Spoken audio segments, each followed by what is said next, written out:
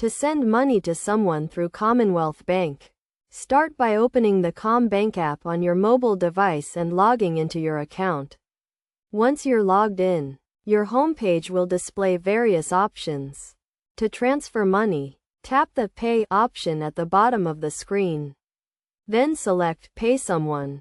If the recipient is already a contact, you can choose them from the list.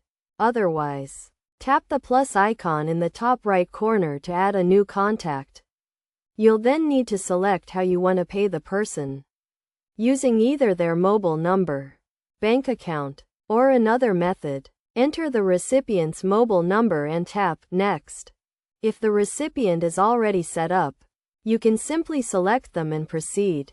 Next, enter the amount you want to transfer, for example, $10, and add a description if desired. You can then choose to pay immediately, pay later, or set up a recurring payment. If you choose to pay now, tap Next to send the money immediately.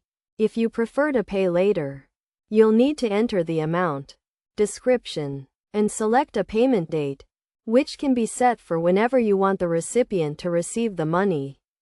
Once you've completed these steps, you will have successfully sent money to someone through your Commonwealth Bank account.